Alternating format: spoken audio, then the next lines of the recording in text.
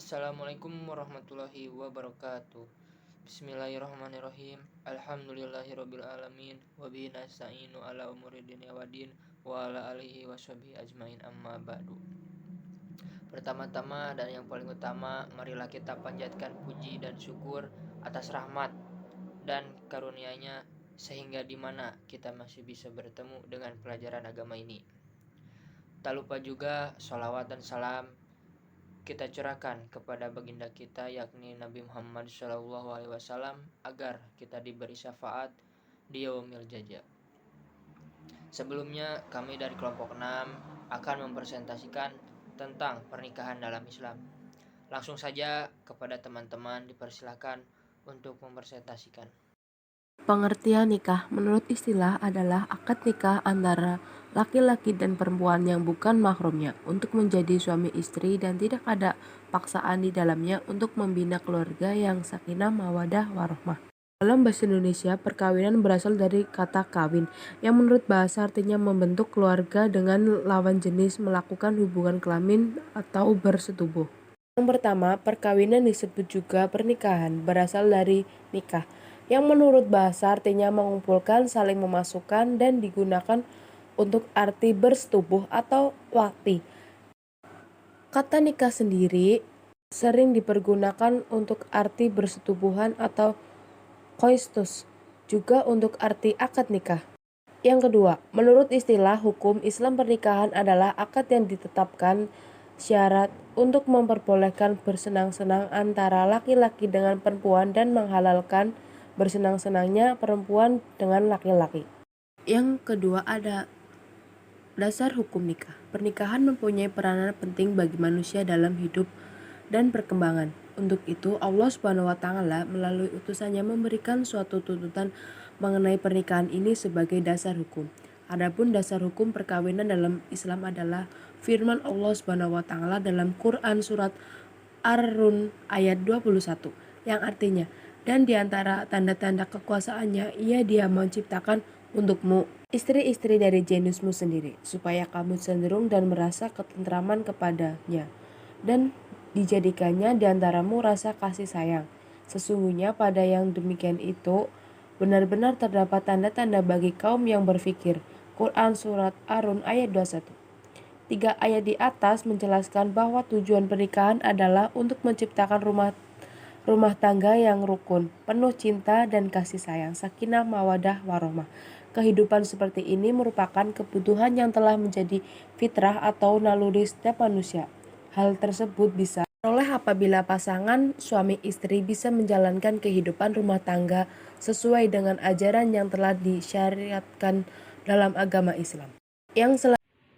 Assalamualaikum warahmatullahi wabarakatuh. Perkenalkan, nama saya Nazar Alvan Ragil Siti dari Prodi S1 Teknik Elektro. Di sini saya akan menjelaskan tentang syarat nikah. Syarat adalah sesuatu yang mesti ada yang menentukan sah atau tidaknya suatu pekerjaan atau ibadah, tetapi sesuatu itu tidak termasuk dalam rangkaian pekerjaan tersebut. Adapun syarat sah dalam pernikahan sebagai berikut. Yang pertama, calon suami. Seorang calon suami yang akan menikah harus memenuhi syarat-syarat sebagai berikut. Pertama, bukan mahram dari calon istri. Yang kedua, tidak terpaksa. Yang ketiga, jelas orangnya. Yang keempat, tidak sedang ikhram haji. Yang kedua, calon istri. Bagi calon istri yang akan menikah juga harus memenuhi syarat-syarat sebagai berikut. Pertama, tidak bersuami. Kedua, bukan mahram. Ketiga, tidak dalam masa iddah. Keempat, merdeka. Kelima, jelas orangnya. Keenam, tidak sedang ikhram haji. Syarat wali nikah. Untuk menjadi seorang wali dalam sebuah pernikahan harus memenuhi syarat-syarat sebagai berikut. Pertama, laki-laki. Kedua, dewasa. Ketiga, waras akalnya. Keempat, tidak dipaksa. Kelima, adil. Keenam, tidak sedang ikhram haji. Ijab kabul. Ijab adalah sesuatu yang diucapkan oleh wali, sedangkan kabul ialah sesuatu yang diucapkan oleh mempelai pria atau wakilnya, disaksikan oleh dua orang saksi. Mahar. Mahar adalah pemberian dari calon mempelai pria kepada calon mempelai wanita, baik dalam bentuk atau jasa yang tidak bertentangan dengan hukum Islam. Fuqaha. Fuqaha sependapat bahwa mas kawin itu termasuk syarat syahnya nikah dan tidak boleh diadakan persetujuan untuk menedaikannya, sebagai firman Allah dalam surat An-Nisa ayat 4 yang berbunyi, faqul lauhu nafsam minhu syai'in an lakum tibana fa'in nikhlata soduqatihinnan nisaa wa atu mari anhani'a. Artinya, berikanlah mas kawin mahar kepada wanita yang kamu nikahi sebagai pemberian dalam penuh kerelaan. Kemudian jika mereka menyerahkan kepada kamu sebagian dari mas kawin itu dengan senang hati, maka makanlah, ambillah pemberian itu sebagai makanan yang sedap lagi baik akibatnya. Quran Surat An-Nisa ayat 4. Rukun nikah. Rukun nikah yaitu suatu yang mesti ada yang menentukan sah atau tidaknya suatu pekerjaan atau ibadah, dan sesuatu yang termasuk dalam rangkaian pekerjaan itu. Syarat yaitu sesuai dengan mesti ada yang menentukan sah atau tidaknya suatu pekerjaan atau ibadah, tetapi sesuatu itu tidak termasuk dalam rangkaian pekerjaan itu. Sah yaitu sesuai pekerjaan atau ibadah yang memenuhi rukun dan syarat pernikahan yang 21 di dalamnya terdapat akad layaknya akad-akad lain yang memerlukan adanya persetujuan dua belah pihak yang mengadakan akad. 5. Adapun rukun nikah adalah yang pertama mempelai laki-laki, yang kedua mempelai perempuan, yang ketiga wali, yang keempat 2 orang saksi, yang kelima sigat ijab qabul. Selain ayat Al-Quran, adapun hadis-hadis Nabi yang berisi anjuran-anjuran untuk menikah, yang artinya dari Anas bin Malik radhiyallahu anhu bahwa Nabi Muhammad SAW memuji Allah Subhanahu wa Ta'ala yang menanjunginya. Kemudian beliau bersabda, akan tetapi aku sholat, aku tidur, aku puasa, aku makan, dan aku pun mengawini perempuan. Maka barang siapa yang tidak suka akan sunnahku, maka ia bukan dari golonganku. Hadis riwayat Bukhari Muslim. Hitbah. Hitbah adalah seorang lelaki yang telah berketetapan hati untuk menikahi seorang wanita. Hendaknya meminang wanita tersebut kepada walinya. Apabila seorang lelaki mengetahui wanita yang hendak dipinangnya telah terlebih dahulu dipinang oleh lelaki lain dan pinangan itu diterima, maka haram baginya meminang wanita tersebut. Dari Ibnu Umar radhiyallahu anhu bahwa Rasulullah SAW bersabda, artinya, janganlah seseorang di antara kamu melamar seseorang yang sedang dilamar saudaranya, hingga pelamar pertama meninggalkan atau mengizinkannya. Muttafaq alaihi, dan lafaznya menurut Al-Bukhari. Di antara yang perlu diperhatikan oleh wali ketika wali si wanita didatangi oleh lelaki yang hendak meminang si wanita, atau ia hendak menikahkan wanita yang di bawah perwaliannya, seharusnya ia memperhatikan perkara berikut ini. Yang A. Memilihkan suami yang solih dan bertakwa. Bila yang datang kepadanya lelaki yang demikian dan si wanita yang di bawah perwaliannya juga menyetujui, maka hendaknya ia menikahkannya, karena Rasulullah SAW pernah bersabda, apabila datang kepada kalian, para wali, seseorang yang kalian ridhoi agama dan akhlaknya untuk meminang wanita kalian, maka hendaklah kalian nikahkan orang tersebut dengan wanita kalian. Bila kalian tidak melakukannya, niscaya akan terjadi fitnah di bumi dan kerusakan yang besar. Hadis riwayat At-Tirmizi nomor 1084 dihasankan oleh Al-Imam Al-Albani rahimahullah dan Al-Irwa nomor 1868, As-Sahih nomor 1022. Yang B. Meminta pendapat putrinya atau wanita yang di bawah perwaliannya dan tidak boleh memaksanya. Persetujuan seorang gadis adalah dengan diamnya karena biasanya ia malu. Tentang hukum nikah. Ibnu Rus menjelaskan tentang hukum melakukan pernikahan, yaitu golongan fuqaha yakini jumhur mayoritas ulama berpendapat bahwa nikah itu hukumnya sunnah. Golongan zahiriyah berpendapat bahwa nikah itu wajib. Para ulama Makkiyah mutakhirin berpendapat bahwa nikah itu wajib untuk sebagian orang, sunnah untuk sebagian lainnya, dan mubah untuk segolongan yang lain. Demikian itu menurut mereka ditinjau berdasarkan kekhawatiran kesusahan dirinya. Perbedaan pendapat ini, kata Ibnu Rushd, disebabkan adanya penafsiran apakah bentuk kalimat perintah dalam ayat hadis-hadis yang berkenaan dengan masalah ini harus diartikan wajib, sunnah, atau mungkin mubah. Ayat tersebut adalah A'udzubillahi minasyaitonirrajim wa in khiftum alla tuhsitu fil yatama fankihu ma taba lakum minan nisa'i masna wa thala wa ruba'. Artinya, maka kawinilah wanita-wanita yang kamu senangi, 2, 3, atau 4. Quran Surat An-Nisa ayat 3. Bagi fuqaha yang berpendapat bahwa kawin itu wajib bagi sebagian orang, sunnah untuk sebagian yang lain, dan mubah untuk yang lain, maka pendapat ini disasarkan atas pertimbangan kemaslahatan. Kias sepertilah yang disebut kias mursal, yakini suatu kias yang tidak mempunyai dasar penyandaran. Kebanyakan ulama mengingkari kias tersebut, tapi dalam mazhab Maliki tampak jelas dipegangi. Al-Jaziri mengatakan bahwa sesuai dengan orang yang melakukan perkawinan, hukum nikah berlaku untuk hukum-hukum yang 5, adanya wajib, haram, makruh, sunnah, dan ada kalanya mubah. Ulama Syafi'iyah mengatakan bahwa hukum asal nikah adalah mubah, di samping ada yang sunnah, wajib, haram, dan makruh. Di Indonesia, umumnya masyarakat memandang bahwa hukum asal melakukan perkawinan adalah mubah. Hal ini banyak dipengaruhi pendapat ulama Syafi'iyah, terlepas dari pendapat imam mazhab. Berdasarkan nas baik Al-Quran maupun As-Sunnah, Islam sangat menganjurkan kaum muslimin yang mampu untuk melangsungkan pernikahan. Namun demikian, kalau dilihat dari segi kondisi, orang yang melaksanakan serta tujuan melaksanakannya, maka melakukan pernikahan itu dapat dikenakan hukum wajib, sunnah, haram, makruh, ataupun mubah. Yang pertama, melakukan pernikahan yang hukumnya wajib. Bagi orang yang mempunyai kemauan dan kemampuan untuk menikah dan dikhawatirkan akan terjerumus pada perbuatan zina selain tidak menikah, maka hukum melakukan pernikahan bagi orang tersebut adalah wajib. Hal ini didasarkan pada pemikiran hukum bahwa setiap muslim wajib menjaga diri untuk tidak berbuat yang terlarang. Melakukan pernikahan yang hukumnya sunnah. Orang yang mempunyai kemauan dan kemampuan untuk melangsungkan pernikahan, tetapi kalau tidak menikah, tidak dikhawatirkan akan berbuat zina, maka hukum melakukan pernikahan bagi orang tersebut adalah sunnah. Alasan tersebut hukum sunnah itu ialah dari anjuran Al-Quran dalam surat An-Nur ayat 32 dan hadis yang diriwayatkan Bukhari dan Muslim dari Abdullah bin Mas'ud yang dikemukakan dalam menerangkan sikap agama Islam terhadap pernikahan. Yang ketiga, melakukan pernikahan yang hukumnya haram bagi orang yang tidak mempunyai keinginan dan tidak mempunyai kemampuan serta tanggung jawab untuk melaksanakan kewajiban-kewajiban dalam rumah tangga, sehingga apabila melangsungkan pernikahan akan terlantarlah dirinya dan istrinya, maka hukum melakukan pernikahan bagi orang tersebut adalah haram.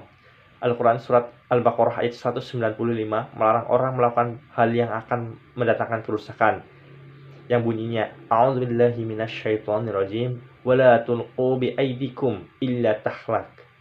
Dan janganlah kau menjatuhkan dirimu sendiri ke dalam kebinasaan. Termasuk juga hukumnya haram pernikahan bila seseorang menikah dengan maksud untuk melantarkan orang lain. Masalah wanita yang dinikahi itu tidak diurus hanya agar wanita itu tidak dapat menikah dengan orang lain.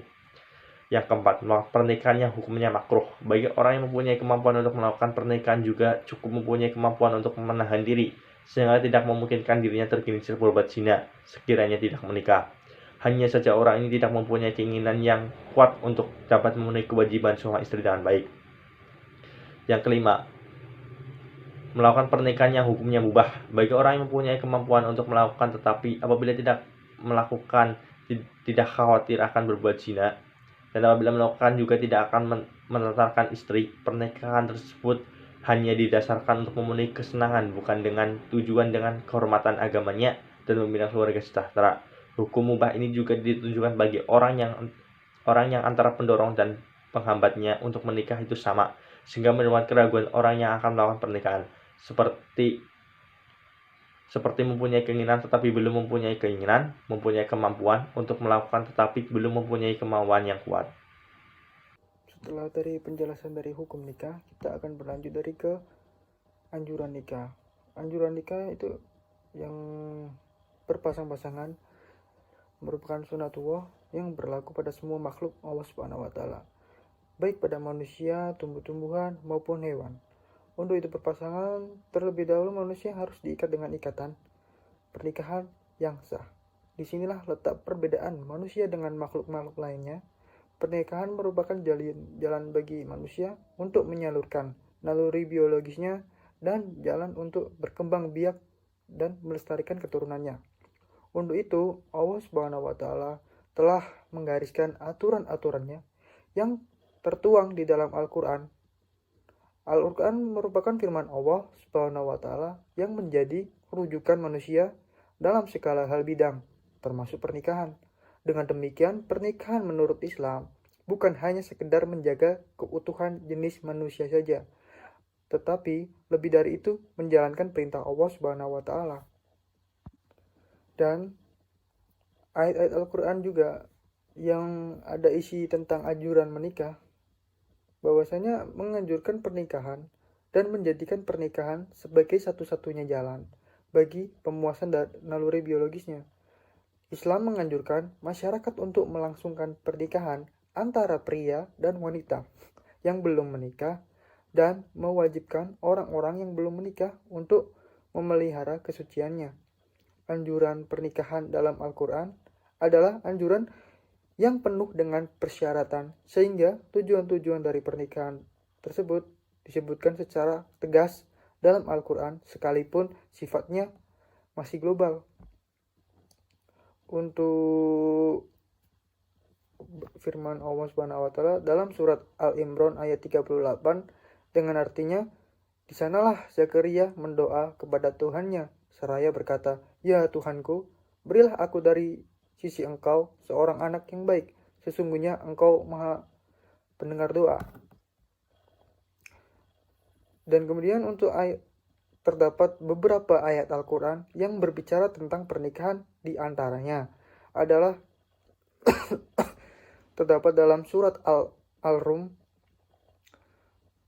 dan surat Al-Nisa dengan artinya yaitu, dan di antara tanda-tanda kekuasaannya ialah dia menciptakan untukmu istri-istri dari jenismu sendiri, supaya kamu cenderung dan merasa tentram kepadanya, dan dijadikannya di antaramu rasa kasih dan sayang.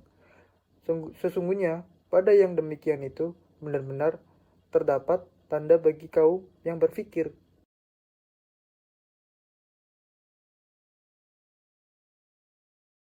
Menikah.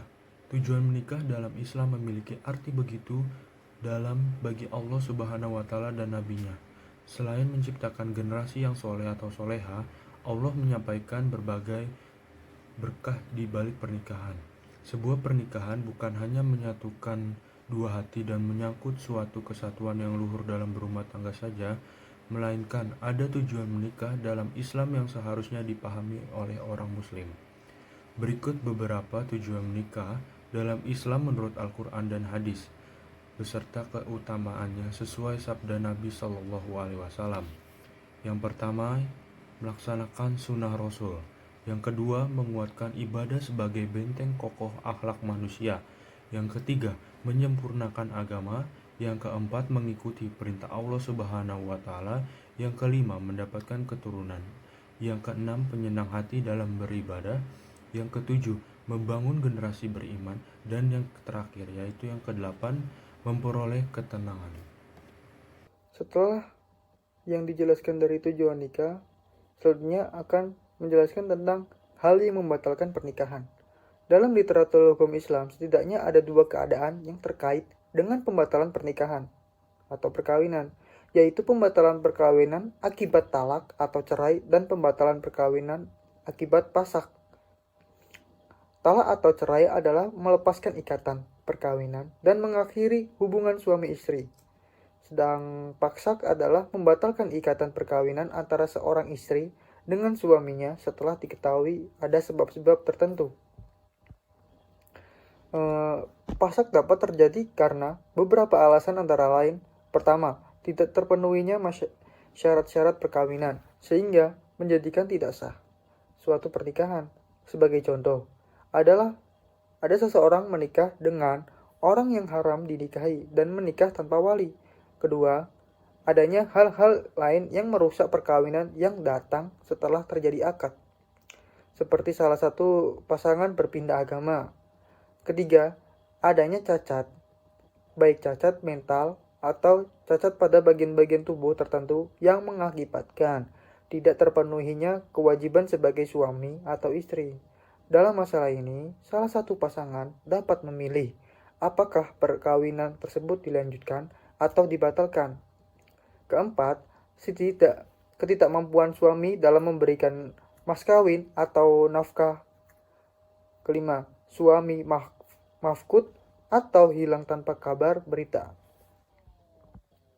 Untuk rusaknya akad nikah nih, menurut Imam Malik itu kan, terjadi pembatalan perkawinan dalam pernikahan fasid atau rusak, beliau merinci beberapa jenis pernikahan yang tergolong pernikahan fasid, yaitu nikah mut'ah atau disebut kawin kontrak, dan pernikahan seorang pria dengan wanita yang mahram atau disebut haram dinikahi karena pertalian darah dan hubungan perkawinan. Begitu pula dengan pernikahan seorang wanita tanpa wali, menurut pandangannya batil atau tidak sah. Akan tetapi, pernikahan yang dianggap fasid atau rusak oleh Imam Malik ternyata dianggap sah oleh Imam Abu Hanifah, seperti pernikahan seorang wanita tanpa wali. Begitu pula dalam pernikahan seorang laki-laki dengan mahramnya, haram dinikahi karena pertalian darah dan hubungan perkawinan. Terjadi perbedaan pendapat di kalangan ulama-ulama besar. Menurut Imam Malik, Syafi'i, Al-Laits, Auzi, dan Ahmad, mereka berpendapat pernikahan tersebut tidak sah. Pendapat tersebut juga sesuai pendapat sahabat-sahabat Nabi seperti Umar, Ali, Ibnu Umar, dan Zaid bin Sabit. Dalil yang mereka kemukakan adalah hadis Nabi yang diriwayatkan oleh Utsman bin Affan yang artinya jangan menikahi mahram dan dinikahi. Juga tidak boleh meminangnya. Sedangkan menurut Imam Abu Hanifah membolehkan pernikahan tersebut terjadi. Beliau mengemukakan argumentasinya berdasarkan hadis Nabi yang diriwayatkan oleh Ibnu Abbas tentang pernikahan Nabi dengan Maimunah yang masih ada hubungan mahram dengan Nabi. Abul Walid dan terus 595. Untuk sedangkan salah satu pasangan murtad atau bisa dibilang keluar dari agama Islam, apabila salah satu dari kedua pasangan suami istri itu murtad keluar dari agama Islam, maka menurut mazhab Hanafi telah terjadi talak atau cerai secara langsung.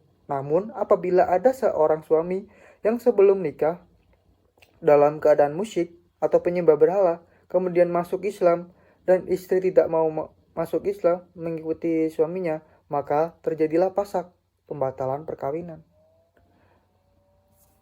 Adapun jika ada seorang istri masuk Islam dan sang suami tetap dalam kemusyrikannya, maka terjadilah talak, cerai. Untuk selanjutnya, yang adanya cacat atau penyakit pada salah satu pasangan, ulama Syafi'iyah dan Malikiyah berpendapat bahwa masing-masing suami istri mempunyai hak khiyar atau memilih dengan sebab cacat yang terjadi pada keduanya, antara lain gila, kusta, dan supak. Suaminya mempunyai hak untuk membatalkan perkawinan apabila didapati alat kelamin istrinya tidak berfungsi. Begitupun bagi sang istri mempunyai hak yang sama jika sang suami impoten. Dan suami mafkud atau hilang, seseorang yang hilang dan tidak diketahui keberadaannya dalam jangka waktu tertentu, dapat dibatalkan perkawinannya. Dalam hal seseorang dihukum mafkud atau hilang, para ulama berbeda pendapat. Menurut Syafi'i dan Abu Hanifah, ikatan perkawinan tidak dapat putus kecuali telah nyata bahwa suaminya telah meninggal. Jikalau tidak dapat ditunggu hingga suami mencapai usia 90 tahun, jika menurut perkiraan ia selamat seperti pergi berdagang dan menuntut ilmu, jika menurut perkiraan ia meninggal seperti hilang dalam medan pertempuran, maka suami harus ditunggu sampai 40 tahun lamanya.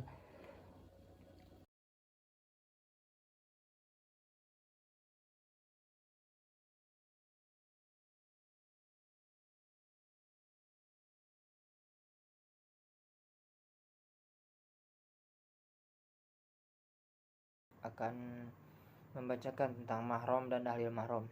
Mahram adalah di mana terdapat para wanita-wanita yang tidak diperbolehkan atau bahkan haram untuk dinikahkan, baik itu disebabkan oleh faktor keturunan, faktor persusuan, maupun faktor perkawinan dalam ajaran Islam.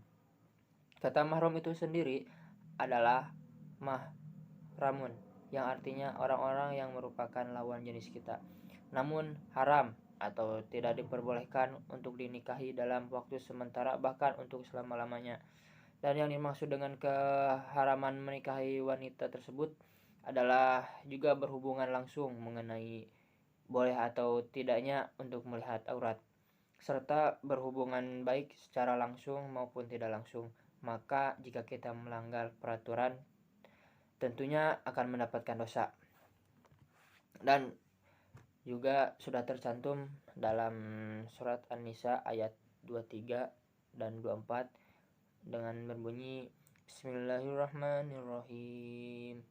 Hurrimat 'alaikum ummahatukum wa banatukum wa akhwatukum wa ammatukum wa khalatukum wa banatul ahi wa banatul ukhti ummahatukum allati arda'nakum wa akhwatukum allati arda'nakum wa akhwatukum minar rada'ati wa ummahatun nisaikum wa rabaibukum allati fi hujurikum min nisaikum allati wahaltum bihin fa illam takunu dahaltum bihinna fala junaha alaikum wa halailu abnaikumul ladina min aslabikum wa an tajma'u bainal ukhtaini illa ma qad salaf innallaha kana ghafurur rahim.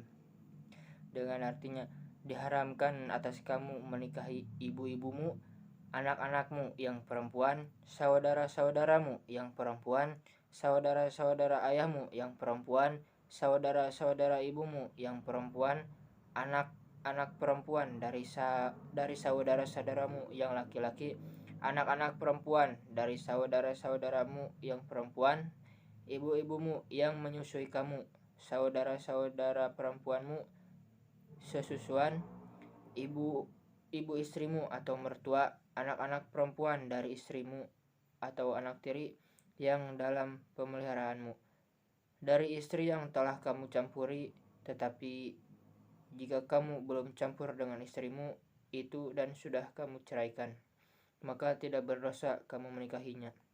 Dan diharamkan bagimu istri-istri anak kandungmu atau menantu dan diharamkan mengumpulkan dalam pernikahan dua perempuan yang bersaudara, kecuali yang telah terjadi pada masa lampau. Sungguh Allah Maha Pengampun dan Maha Penyayang. Dan untuk surat yang 24 dengan berbunyi wala muhsanatu minan nisa'i illa ma malakat aymanukum kitaballahi alaikum wa uhilla lakum ma wara'a dzalikum an tabtagu bi amwalikum tuhsinina ghayra musyafihin famastamta'tum bihi minhunna fa'atuhunna ujurahunna faridah wala junaha alaikum fima taradaitum bihi min ba'dil faridah innallaha kana aliman hakima. Sadaqallahul adzim.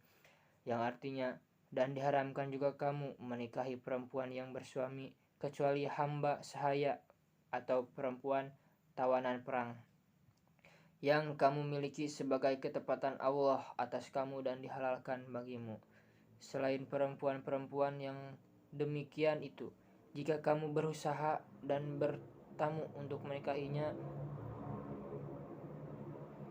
menikahinya bukan untuk berzina, maka karena kenikmatan yang telah kamu dapatkan dari mereka, berikanlah mas kawinnya kepada mereka sebagai suatu kewajiban. Tetapi tidak mengapa jika ternyata di antara kamu telah saling merelakannya setelah ditetapkan. Sungguh Allah Maha Mengetahui, Maha Bijaksana. Dan juga berikut merupakan hadis yang disebut oleh Rasulullah SAW. Mahram karena nasab.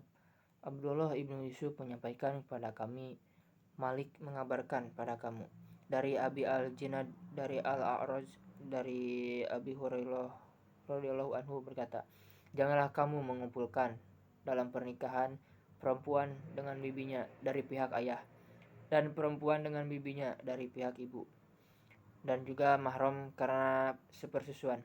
Yahya ibnu Yahya menyampaikan kepada kami, ia berkata, "Aku membacakan kepada Malik dari Abdillah ibnu Abu Bakar dari Amroh bahwasanya Aisyah radhiallahu anhu mengabarkan ketika Rasulullah SAW bersamanya, dan ketika ia mendengarkan suara laki-laki meminta izin untuk memasuki rumah Hafsah, Aisyah berkata, aku berkata, ya Rasulullah, laki-laki itu meminta izin memasuki rumahmu. Maka Rasulullah SAW bersabda, aku lihat dia adalah si fulan, paman sesusuan Hafsah. Maka Aisyah berkata, ya Rasulullah, seandainya fulan paman sesusuan Aisyah masih hidup, bolehkah ia masuk ke rumahku? Rasulullah SAW bersabda, ya sesungguhnya susuan mengharamkan apa yang diharamkan oleh hubungan kelahiran atau darah mahram karena sedang dalam ihram haji atau umroh. Telah menceritakan kepada kami Yahya bin Yahya, ia berkata, kudapatkan dari Malik, dari Nafi, dari Nubaih bin Wahab, dari Umar bin Abdullah ketika Tolhah bin Umar ingin menikahi anak perempuan Syaibah bin Jabir, maka telah mengirimkan kabar kepada Aban bin Usman yang hadir ketika itu, dan dia adalah pemimpin jamaah haji. Aban berkata, aku mendengar Utsman bin Affan berkata, Rasulullah SAW bersabda, orang yang sedang ihram tidak boleh menikah, dinikahkan atau melamar. Hadis riwayat Kewajiban suami dan istri. Kewajiban suami pada istri dalam pernikahan menurut Islam yang pertama, memberikan mahar dan nafkah. Yang kedua, menggauli istri secara baik. Yang ketiga, menjaga istri. Yang keempat, membimbing istri. Yang kelima, memberikan rasa cinta dan kasih sayang. Sedangkan untuk kewajiban istri pada suami dalam pernikahan menurut Islam yang pertama, menaati suami. Yang kedua, menjaga harta, rumah, dan kehormatan suami. Yang ketiga, mencari kerelaan suami dan menghindari murkanya. Yang keempat, memahami urusan bercinta. Yang kelima, menunjukkan wajah yang manis dan menyenangkan bagi suami. Kemudian ada pencatatan pernikahan. Pencatatan pernikahan adalah suatu bentuk pembaruan aturan yang dilakukan pada bidang aturan famili Islam pada Indonesia. Hal ini ditimbulkan diungkapnya secara pencatatan pernikahan pada asal aturan Islam, baik pada Al-Quran juga As-Sunnah. Selain itu, para ulama fikih pula menaruh perhatian berfokus terhadap pencatatan pernikahan. Beberapa hal dipercayai menjadi faktor penyebab pencatatan pernikahan luput menurut perhatian para ulama dalam masa awal masuknya kepercayaan Islam. Pertama, adanya embargo menurut Rasulullah buat menulis sesuatu selain Al-Quran yang bertujuan buat mencegah tercampurnya Al-Quran menggunakan yang lain. Sebagai akibatnya, kultur tulis-menulis begitu berkembang dibandingkan menggunakan hafalan. Kedua, sangat mengandalkan hafalan, mengingat suatu insiden nikah bukan hal yang sulit buat diingat. Ketiga, tradisi ulimatul ursi yang dilakukan dipercaya sudah sebagai saksi pada samping saksi yang termasuk rukun pada pernikahan. Amir Nurdin dan Azhari Akmal Tarigan 2004. Terlihat dalam masa awal Islam, pencatatan pernikahan menjadi indera bukti yang otentik belum dibutuhkan walaupun begitu spirit dan substansi yang ingin dicapai menurut pencatatan pernikahan sudah dimanifestasikan meskipun pada bentuk yang lebih sederhana. Dengan pertimbangan masalah mursalah pada aturan Islam, pencatatan pernikahan merupakan suatu perbuatan yang wajib dilaksanakan. Pencatatan pernikahan lebih poli mendatangkan kebaikan menurut dalam kerusakan pada hayati bermasyarakat, maka melaksanakan pencatatan pernikahan merupakan suatu keharusan bagi mereka yang beragama Islam. Negara Indonesia adalah negara hukum yang diatur dalam Undang-Undang Dasar Pasal 1 Ayat 3 Undang-Undang Dasar Negara Republik Indonesia tahun 1945. Sebagai warga negara yang baik, sebagai warga negara Indonesia, kita harus taat dan taat pada hukum berlaku di Indonesia, termasuk pencatatan perkawinan, karena pendaftaran merupakan proses negara untuk menciptakan ketertiban dan kesejahteraan bagi seluruh warga negara. Pasal 2 Ayat 1 Undang-Undang Nomor 1 Republik Indonesia tahun 1974 mengatakan bahwa setiap perkawinan harus dicatat menurut peraturan perundang-undangan yang berlaku. Selain itu, keputusan Pemerintah Republik Indonesia Nomor 9 Tahun 1975 tentang pelaksanaan Undang-Undang Perkawinan Nomor 1 Tahun 1974 menyatakan bahwa pencatatan perkawinan yang dilangsungkan menurut agama Islam akan dilaksanakan panitera berdasarkan Undang-Undang Nomor 32 Tahun 1954 Republik Indonesia tentang pencatatan perkawinan, perceraian, dan rekonsiliasi bagi mereka yang menikah karena agama dan kepercayaan selain Islam. Hal itu dilakukan oleh pegawai pendaftaran kantor catatan sipil. Untuk mendapatkan pelayanan pencatatan perkawinan harus melengkapi persyaratan berikut ini. Untuk yang pertama yaitu surat bukti perkawinan menurut agama, yang kedua akta kelahiran, yang ketiga surat keterangan dari lurah, yang keempat fotokopi KK atau KTP yang dilegalisir oleh lurah, yang kelima foto berdampingan ukuran 4x6 cm sebanyak 5 lembar, yang keenam 2 orang saksi yang telah berusia 21 tahun ke atas, 7 akta kelahiran anak yang akan diakui atau disahkan. Perceraian merupakan putusnya ikatan dalam hubungan suami istri, berarti putusnya hukum perkawinan sehingga keduanya tidak lagi berkedudukan sebagai suami istri dan tidak lagi menjalani kehidupan bersama dalam satu rumah tangga.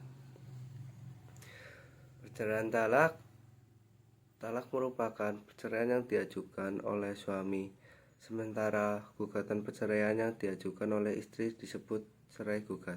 Dalam kompilasi hukum Islam, talak adalah ikrar suami di hadapan sidang pengadilan agama yang menjadi salah satu sebab putusnya perkawinan. Perceraian talak ada 3 jenis. Talak 1 dan 2 dalam KHI atau komplikasi hukum Islam. Talak 1 dan 2 artinya talak raji. Penjelasan talak 1 atau talak raji telah tertuang dalam pasal 118 KHI. Talak raji adalah talak ke-1 atau kedua, di mana talak 1 artinya suami berhak rujuk selama istri dalam masa iddah.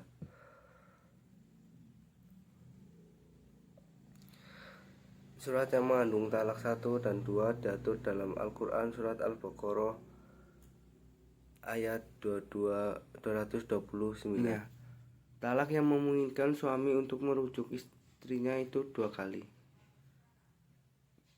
Setelah talak itu jatuh, suami dapat menahan untuk merujuk istrinya dengan baik atau melepaskan dengan menjatuhkan talak yang ketiga kalinya dengan baik, tanpa boleh kembali lagi sesudahnya. Tidak halal bagi kamu mengambil kembali sesuatu yang telah kamu berikan kepada mereka seperti mas kawin, hadiah, dan pemberian lainnya, kecuali keduanya khawatir tidak mampu menjalankan hukum-hukum Allah karena tidak ada kecocokan. Jika kamu para wali khawatir bahwa keduanya tidak mampu menjalankan hukum-hukum Allah dalam berumah tangga, maka keduanya tidak berdosa atas bayaran yang harus diberikan oleh istri berupa mas kawin yang pernah ia terima dari suaminya sebagai pengganti untuk menebus dirinya. Itulah hukum-hukum Allah, maka janganlah kamu melanggar ketetapan Allah berupa perintah dan larangannya. Talak 3 atau talak bain kubra adalah talak yang terjadi untuk ketiga kalinya. Talak jenis ini tidak dapat dirujuk dan tidak dapat dinikahkan kembali kecuali apabila pernikahan itu dilakukan setelah bekas istri menikah dengan orang lain dan kemudian terjadi perceraian badal al-dukhul dan habis masa iddahnya. Ada fasak. Fasak adalah pembatalan pernikahan antara suami dan istri. Jika seorang suami memiliki hak talak, istri berhak menjatuhkan fasak untuk memutus ikatan pernikahannya. Penyebab terjadi fasak: yang pertama, tidak ada kesamaan; yang kedua, terdapat aib; yang ketiga, kurang nafkah dari suami; yang keempat, pindah agama; yang kelima, adanya khiyar; yang keenam, adanya catat akad nikah; dan yang terakhir, terbukti bersaudara persesusuan. Khuluk adalah talak yang dijatuhkan oleh suami kepada istri karena menyetujui atau memenuhi permintaan istrinya dengan jalan sang istri membayar tebusan. Tebusan tersebut bisa berupa pengambilan mas kawin atau harta lainnya yang disepakati oleh kedua belah pihak. Hukum khuluk hukum wajib apabila suami mampu memberikan nafkah lahir dan batin, sedangkan istri merasa tersiksa dengan keadaan suaminya. Hukum mubah apabila ada keperluan yang membolehkan istri menempuh jalan ini.